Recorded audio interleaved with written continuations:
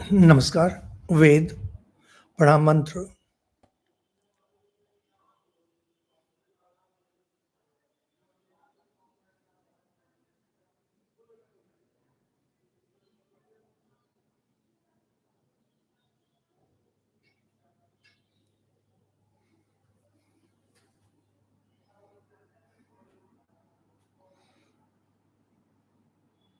Sorry, we had a power cut.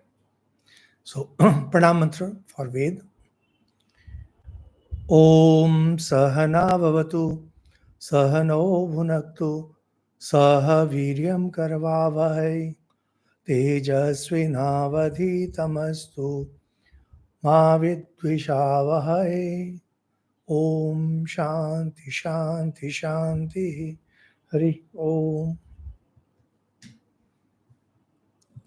In 1857, north of Kolkata, there's a small place, Barakpur. Now, of course, it has grown into a very big center of many things. There was a momentous event,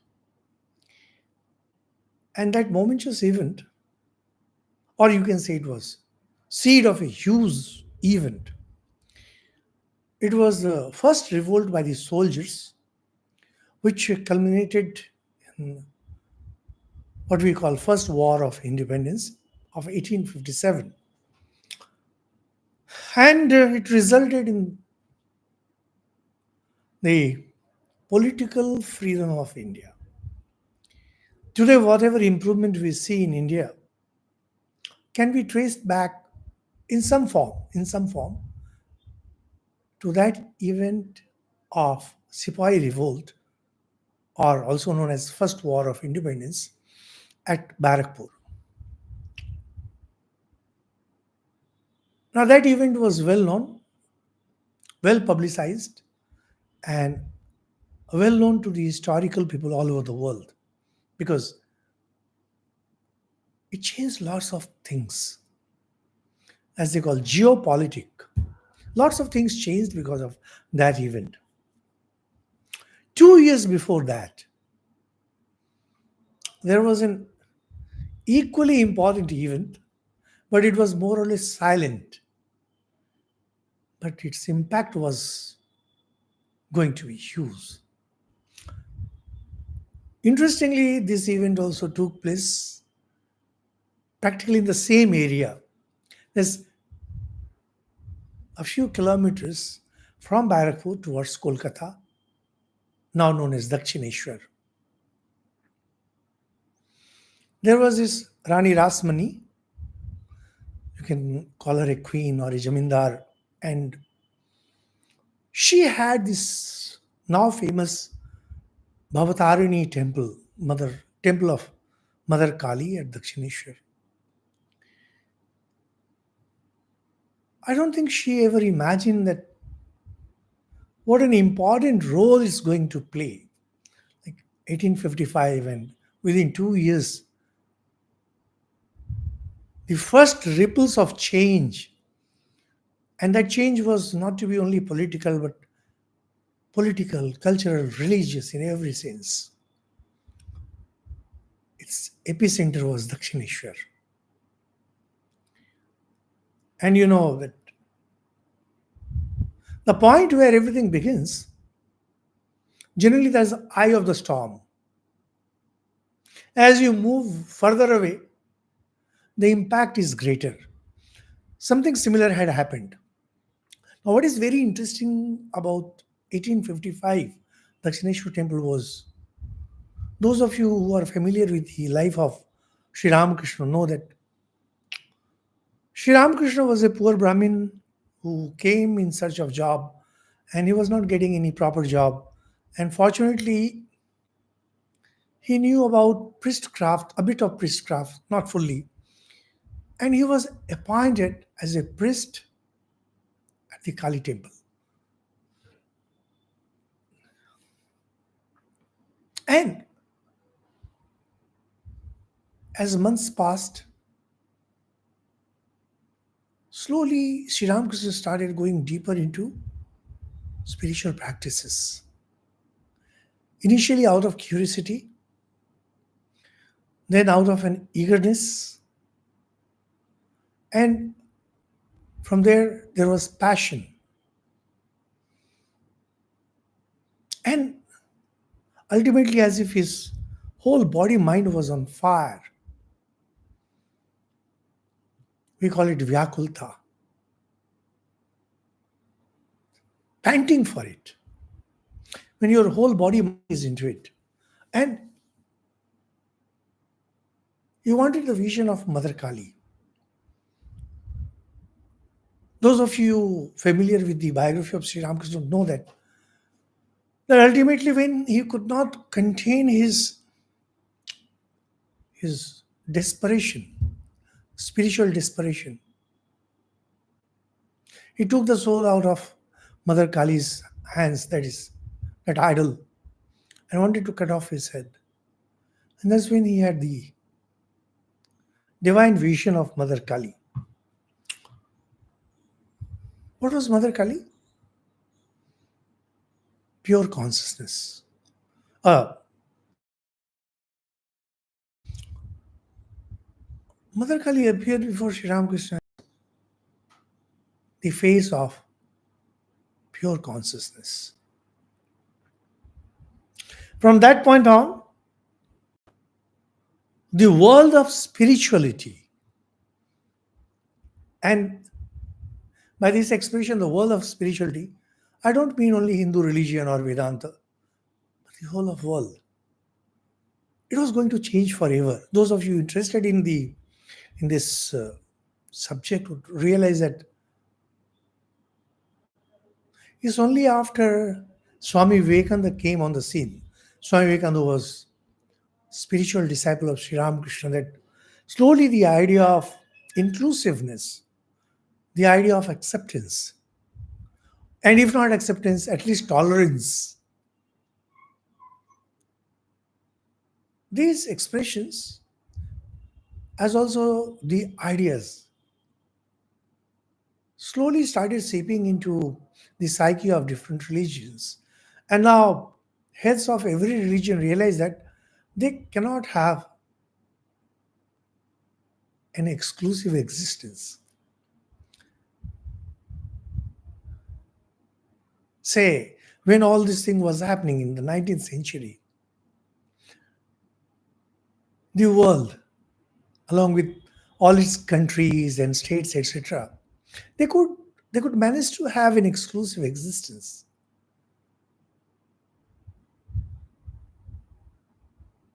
We have heard of terms like city state. Now, if there was a city state, it could lead an exclusive existence. And nobody would have thought that within 100 years everything was going to change and this world was going to be a global village. Now, if someone says that they are going to have an exclusive existence, people will laugh at them. Then everything will collapse. No one will support them. And those of you familiar with the present political scenario in the world realize that no major war has been fought in the last 50 years. No major war has been fought because you know that you cannot lead an exclusive existence. No, it's not possible. This spiritual story continued, and Sri Ramakrishna continued with his sadhana, and he went deeper into finding out everything about the spiritual realm. But of course, spiritual realm being infinite, it's not possible for anyone to find out everything. But as much as one can. And he passed on that legacy to Swami Vivekananda, who was then known as Narendranath. So there was this Kali temple. Sri Ramakrishna started his spiritual journey with the sadhana of Mother Kali. And although Narendranath, that is Swami Vivekananda, he was not initiated in the worship or the sadhana of Mother, Indian. Every Hindu knows about Mother Kali. And after Sri Ramakrishna, Mother Kali suddenly became very important. Not in the sense that when a tribe conquers another tribe, the god of that tribe becomes more important, not in that sense, but in the sense that people started realizing that the idea connected with Kali in general, particularly if you go to UP and other places, very often they think Kali to be a demigod, smaller god. But wherever there is Shakti worship, they know that Mother Kali is the face of consciousness. Now, Kali is well known as face of consciousness in today's world. Later, Swami Vivekananda went to the West and he did so many things. And he spoke. He spoke to all those who were willing to listen. And he wrote, even for those who were not willing to read. And the spiritual ideas which came from the spiritual world through Sri Ramakrishna got a wider broadcast through Swami Vivekananda. And most of the things that we get from Swami Vivekananda are from his speeches and talks. He wrote some pieces too that included some poetry. And two of his poems were Let Shyama Dance There, dedicated to Mother Kali Shyama and Kali the Mother. I'll just read out two very small stanzas. Let Shyama Dance There, it says, O terrible mother, cut quick the core, illusion dispel, the dream of happiness, rend asunder the fondness for the flesh. Human beings, they have such longing for, such fondness for flesh, everything related to their body. There is that greed, there is that jealousy. You want more and more. There's just no end to all this. Swami Vivekananda puts beautifully, rend asunder the fondness for the flesh. And then in Kali the Mother, the last stanza reads, Come, come, O Mother, come. Who dares misery love and hug the form of death? Dance in destruction's dance. To him, the mother comes. The important thing about these two stanzas, which I read out from two different poems, is how Mother Kali, the universal mother, is seen as one who grants you liberation, who also causes destruction. When you go deeper in the study of this Mother Kali, Shakti worship, you realize that both bondage and liberation belongs to her. And those familiar with the Indian tradition of Shakti worship would know that Mother Kali is such an important deity in Shakti worship all over the country. Now, people all over the country are more familiar with the form of Mother Durga in the form of Singhavani and Sherovali and others.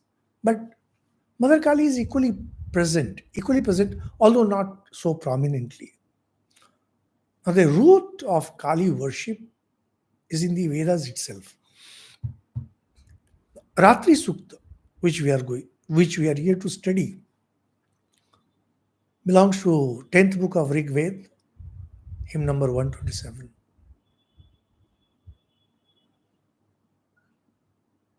It describes the night goddess, Ratri. So you might wonder, Then if it's night goddess, it's Ratri, how is it related to Mother Kali? This is a very interesting thing because when you go deeper in studying the world of spirituality, you'll realize that the texts that have come to us, practically in every religion, sometimes they are straight and sometimes they are layered. For example, Gita is an open text. There is nothing hidden in Gita. There is nothing layered in Gita. But when you study Tantra literature is highly esoteric. Esoteric, esoteric generally means that appears to be something, but it means to say something else. Because they deliberately wanted to hide something. Sometimes esoteric is used in the sense of exalted, but esoteric generally means, particularly when it comes to religion and spirituality, it means that it uses certain words which are layered. So on the face of it, it appears like something, but actually it's something different. And there are quite a few prayers in the Vedas which are highly esoteric. We studied Agni Sukta earlier. Now, Agni Sukta is straight. Similarly, there are some more hymns which are pretty straight, like Purush Sukta, that's also straight. But Ratri Sukta is highly esoteric. As we proceed, the idea will become clear why I'm saying that it is esoteric. So, just like Tantra, as in Tantra, the Vedas also have these esoteric hymns, as we mentioned.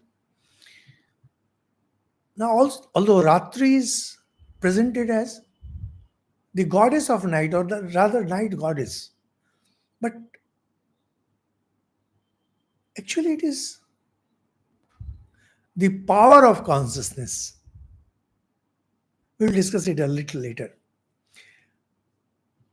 She is described as daughter of Divi. Divi is space. And is the sister of goddess Usha. Those of you who have been listening to our talks would remember some of those beautiful verses which are dedicated to Usha. Ratri, Ratri in Indian languages means night. But the goddess Ratri, she is not dark. She is a bright, starlit night. Those of you might have a chance to see away from these electrical lights, the starlit sky, say on the new moon day, or when moon is not there on some dates, some days. You know, it has a beauty of its own. If you have lived in, say, if you have ever been to mountains, like we have this Mayavati. Mayavati is in the hills, and long ago when I first visited, it was, I think, in 80s, 88, 1988. And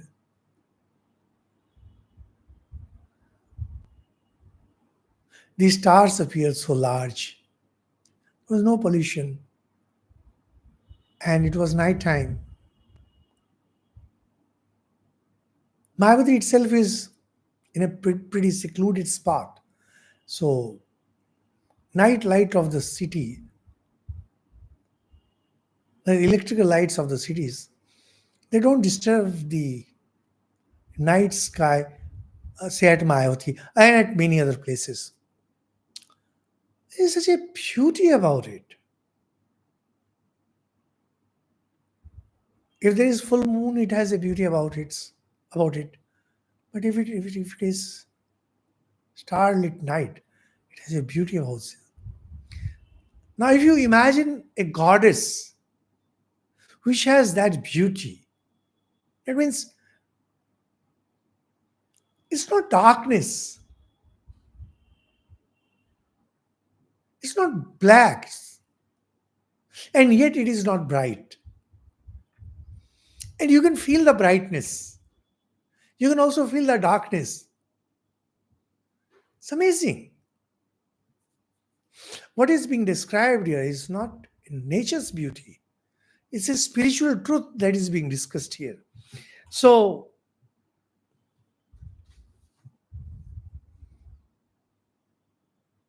the physical appearance in the form of starlit night and spiritual significance in the sense that mother of the universe, she has a darkness about it. She is the power of consciousness, and yet it's like starlit night.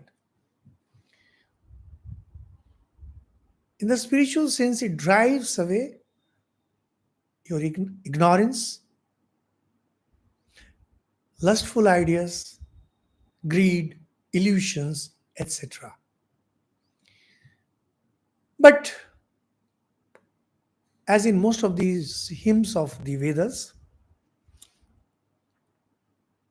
it can be recited to drive away the ills from life. Like if someone you know who is suffering from different kind of ills,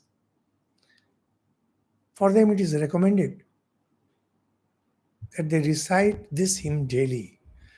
And the commentators say that if you had a very nasty dream and somewhere you are scared, you are not feeling comfortable with that dream, in the morning you can recite this to drive away the ill effects of the dream. The Devata is Ratri Stava. Interestingly, this prayer was also given by a Rishika, a female sage. She is Kaushik Sobra. She is a granddaughter of sage Sobari or daughter of Bharadwaj. Ratri Vyakyat Ayati Purutra Devi Akshivi Vishwa Adhi Shriyo Adhita. The approaching goddess Ratri has surveyed all with her eyes, and she is adorned with all beauties. This Divine Mother, she is the primordial darkness.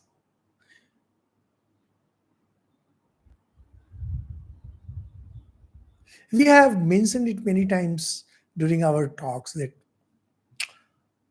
in the Christian traditions and of course in Jewish tradition, creation began when Adam and Eve tasted from the tree of knowledge and ate an apple.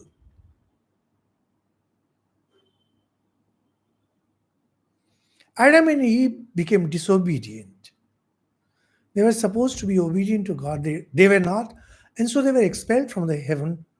And that's how creation began. That's what the Bible says. Tree of knowledge.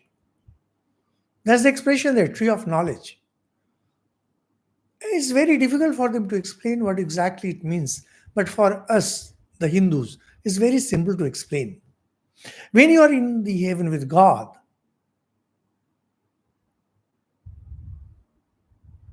your mind is one with the absolute, the oneness. And once you eat from the tree of knowledge, the idea of duality comes. From the state of non dual in the sense of being one with God, from there is a divine fall. And this divine fall leads you to the reality of duality.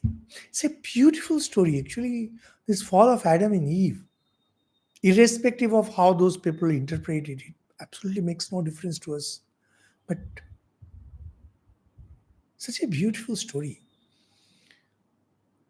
In the Indian tradition, we don't talk about such fall, but we talk about ignorance, the divine ignorance, the primordial ignorance. Is this ignorance that's somehow, God knows why, because nobody can know why it happens. It covers the knowledge of the absolute, cover of that it covers the knowledge of non-duality. And covering the non-duality means emergence of duality. And once you have duality, you can have any number of religions, you can have any number of philosophies, you can have any number of gods, you can have monotheism, you can have this kind of God, that kind of, it makes no difference, because the moment the state of non-duality is broken, after that it is all open for all. So it says that she approaches.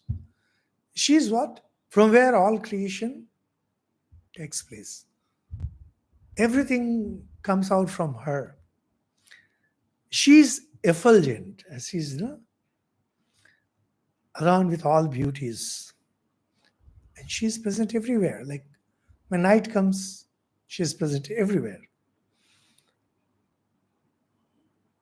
She creates bondage. She also grants freedom. That is liberation. But not to all, only to those who deserve it. She protects us, but she also creates problems for us.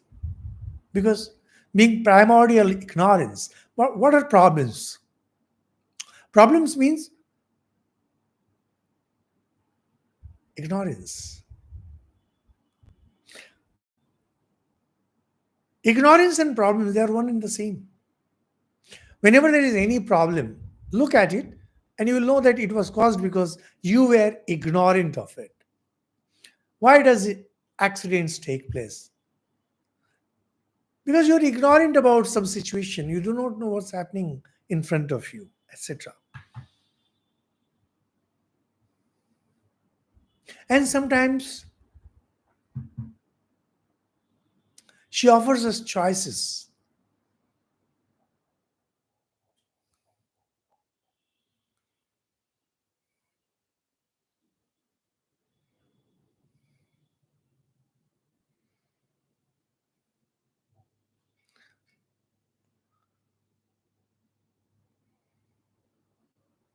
Sorry, you will have to forgive us because because of the excessive hit. There's a power trip every now and then, so we can't help it.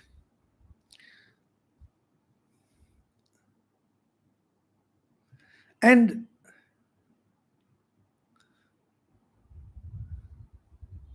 when she gives us wisdom, we make the right choice, and that's how we move towards spiritual wisdom. And this description here of Ratri being soft light, starlit night, that means it's away from effulgence, it's away from brightness.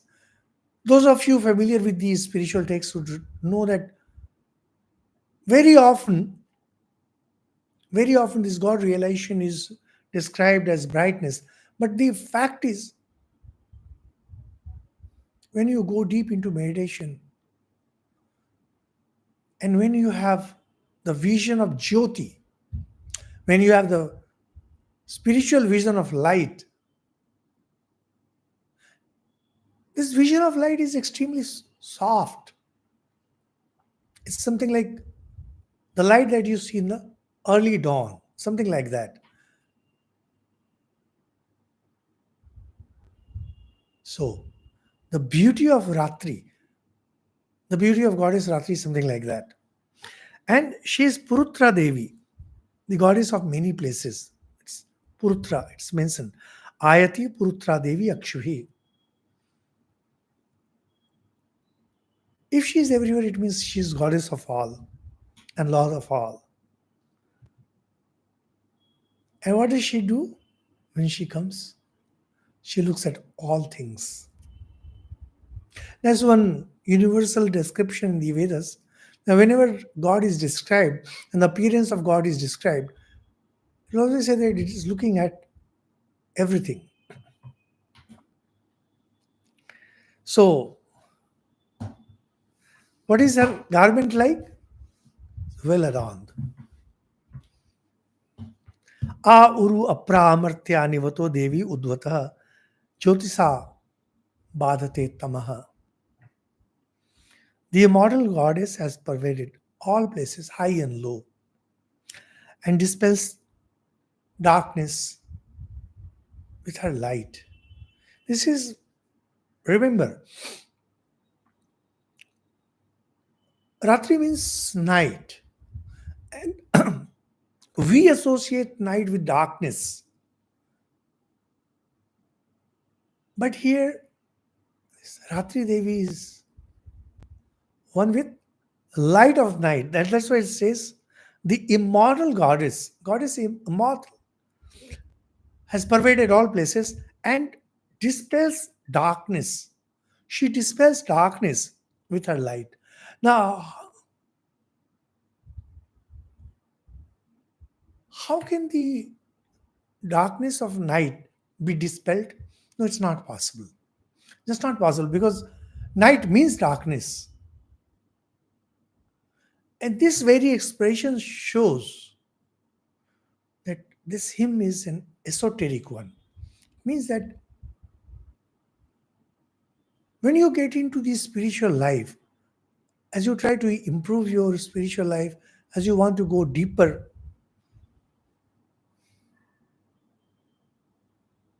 the spiritual darkness that has been there within you since the time of creation, it starts getting dispelled.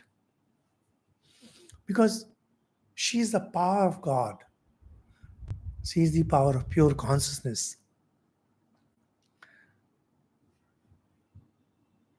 What happens then? Your spiritual power starts waking up.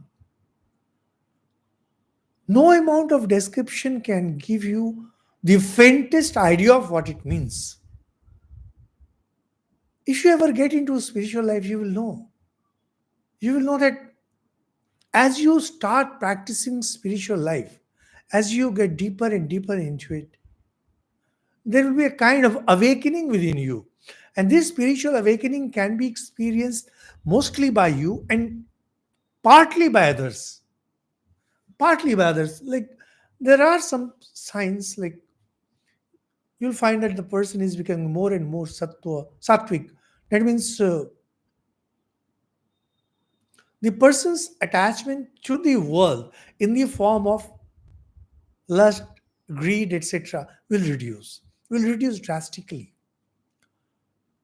As far as that person himself is concerned or herself is concerned, they'll know that for them, God is now much more important than the dearest thing in the world. It means the goddess is approaching. Sri Ramakrishna used a beautiful example that when a king or someone extremely important wants to visit an ordinary person, a poor person, say for example, there is a king, he wants to visit the household of his say, servant. So he sends the necessary things beforehand. Just like that, when you are about to become spiritual, that means Mother Goddess starts approaching your heart. There will be certain changes within you. Your face will become different. Your skin color will become different. Indeed, it will become different. Your skin itself will become different. You will become extremely sensitive towards the pain of others, not about your own ego, about others, etc. So,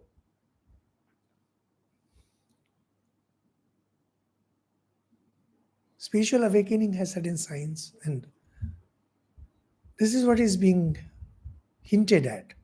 But how can you talk of power of goddess as being dark? Is the problem with the dualists, whether they be philosophical dualists, material dualists, or spiritual dualists. For them, good is good and bad is dark, not with Indian traditions. In the Indian tradition, everything belongs to God. And that's why Mother Kali, and that's why I read out from Swami Vivekananda's two poems. Destruction is her, darkness is her. She maintains the universe through various means. One very interesting fact about science, is actually I love reading history of science. It says that death, death itself is the greatest contributor to the development of science. Can you imagine it? Can you believe it? Says that whenever something new comes up in science, the old timers do not want to accept it. It's only when they die that slowly these new ideas percolate and ultimately pervade throughout the universe.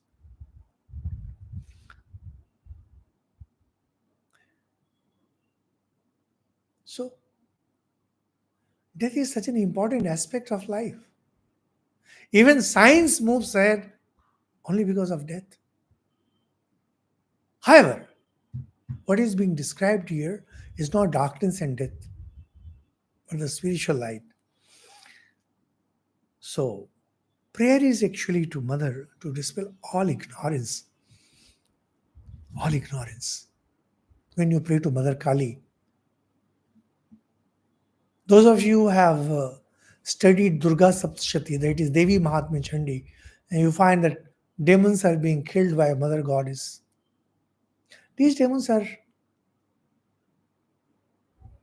our own inherent evils. Evils in the sense that we have our own desires, we have our own lust, we have our own greed, and they need to be destroyed.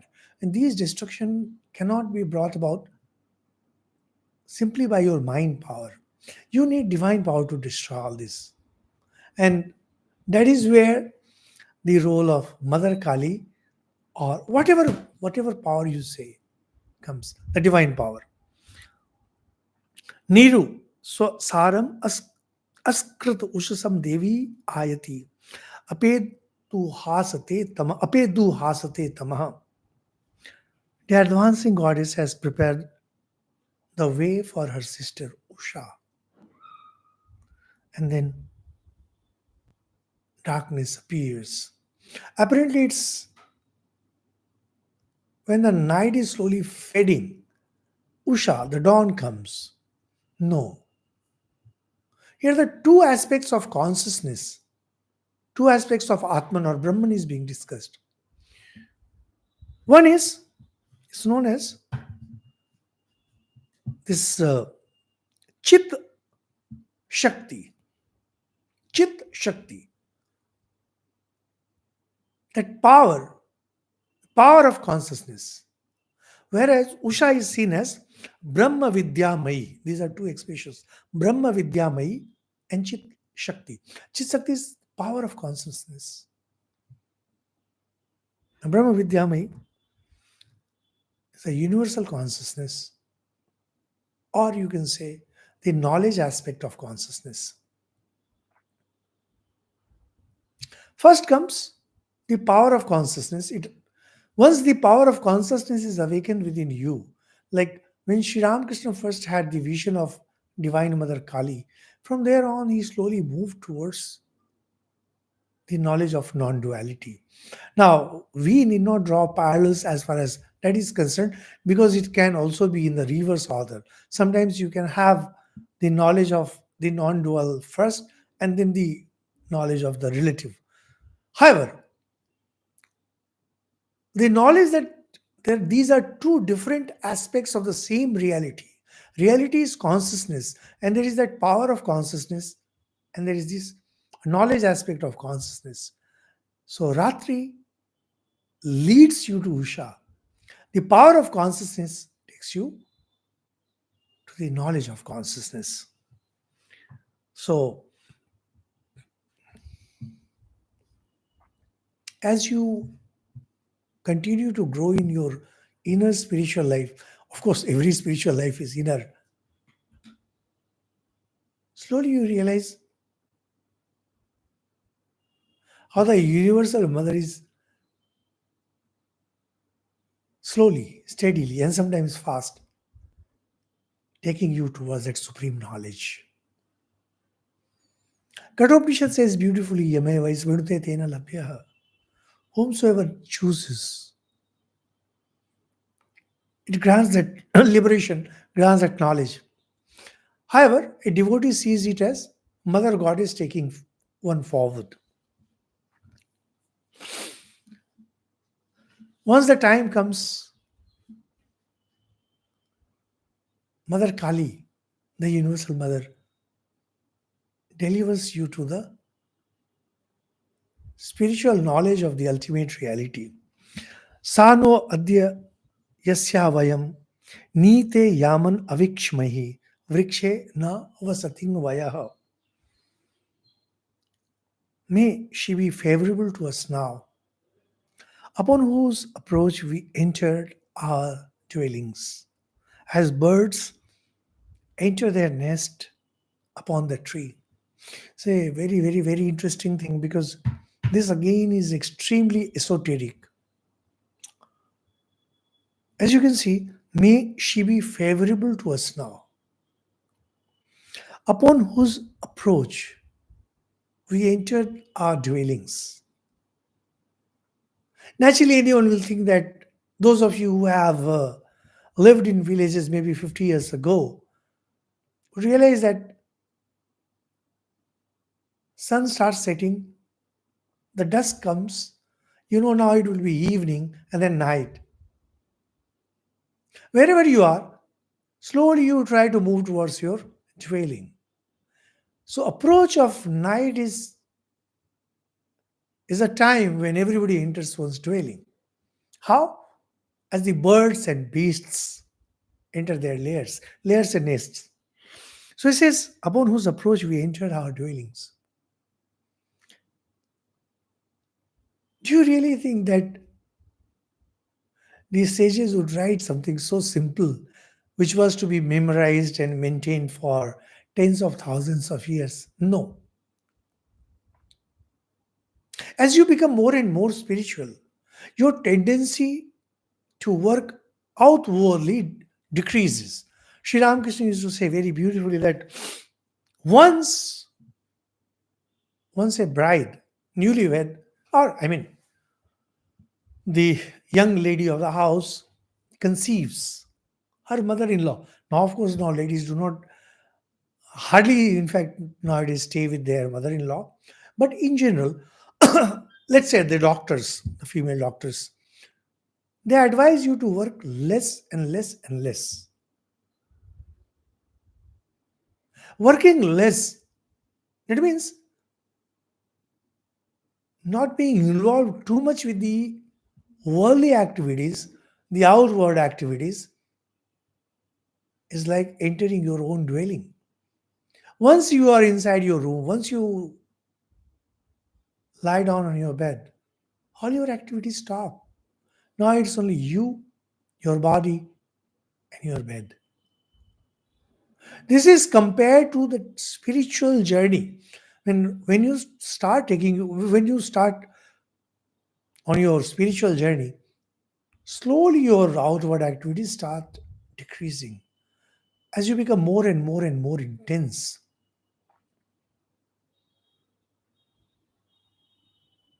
your workload starts decreasing. Partly because you are no more interested in acquiring lots of things, and partly because God wants that you stay in memory of God most of the time, instead of acquiring this and giving up that.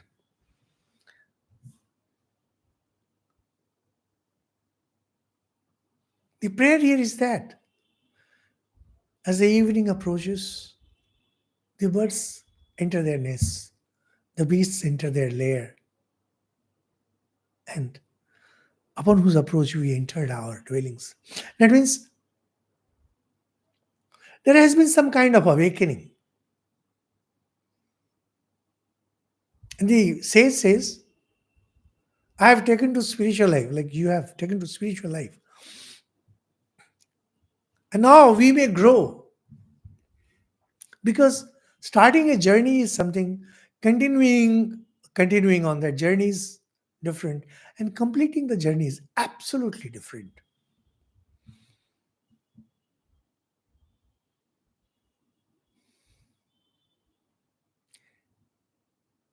Such a beautiful metaphor. What? Vrikshe na vasating vayaha. The way birds stay in their nest. Ni grama so avikshat, ni padvanto, ni pakshina, ni shenachit arthinaha. Men have entered their dwellings, and beasts and birds, and the swift hawks.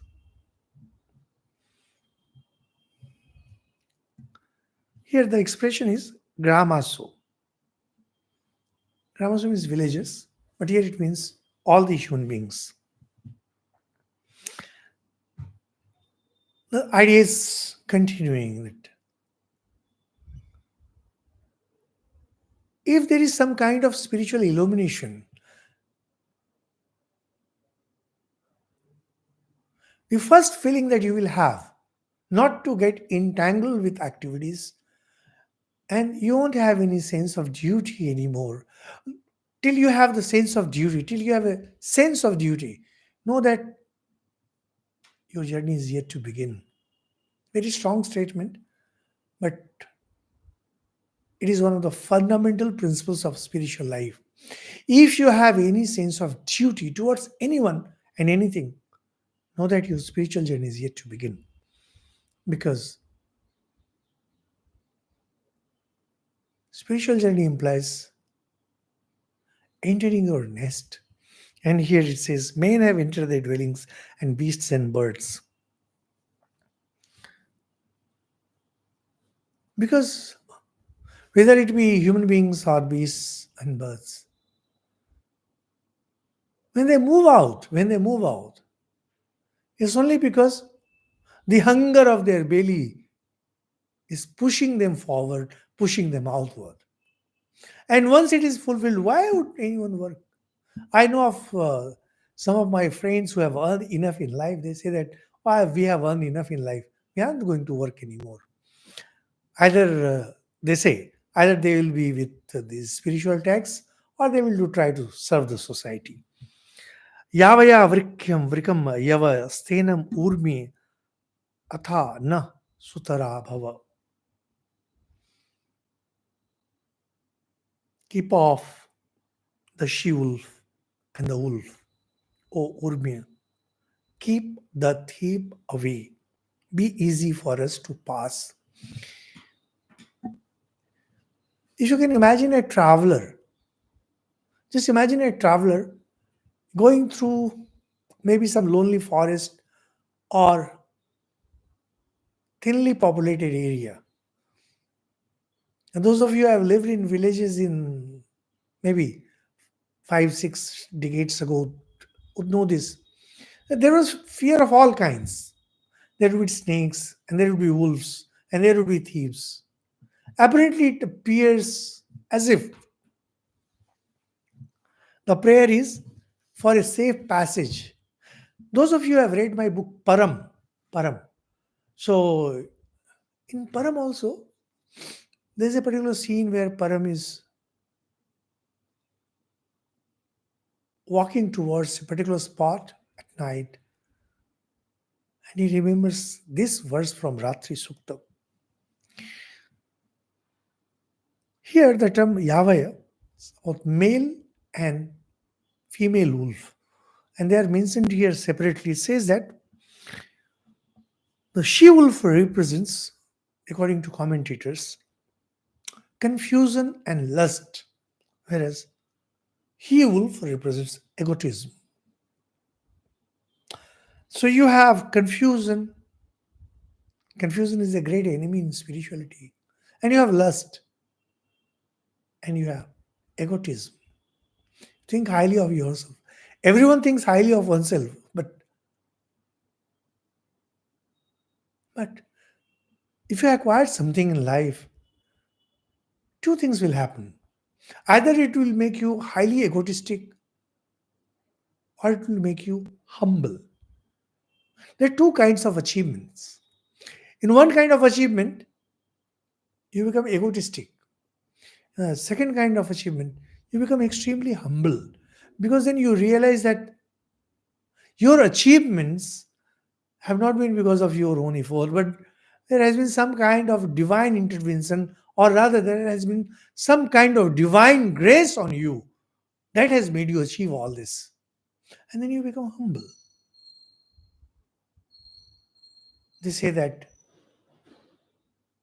a tree normally stays straight, but when it is laden with fruits, its branches bend low. Naturally, because weight is there. Just like that, when you have achievement, when you have the load of achievement on your shoulders, you stoop. That means the stiffness that is within you that goes away. Here the sage is praying that confusion and lust and egotism, may they stay away from me. And thieves, thieves that steal your possession in the form of hunger, thirst, grief, old age, death, etc. Or Gita says, Kama Krodha, they are like thieves. Gita describes it. So, these are kind of distractions. When you are onto your spiritual life, you don't want to be distracted by all this. That doesn't mean that a spiritual person won't have disease and a spiritual person won't have old age, death, etc. The idea is the mind should not be distracted by all that. These things have to be seen as a natural process. I mean, your mind should not be affected by all that. Upama pe pishat tamah krishnam vyaktam astita usa rineva yataya. The all embracing black darkness has approached me. Clear it, Usha, like a debt. Like a debt. Nowadays, there's a system of credit card. Now, initially, when I heard about credit card, I was surprised because when we were young, it was believed that if you owe something to someone, then your personality gets crunched. A rin under debt.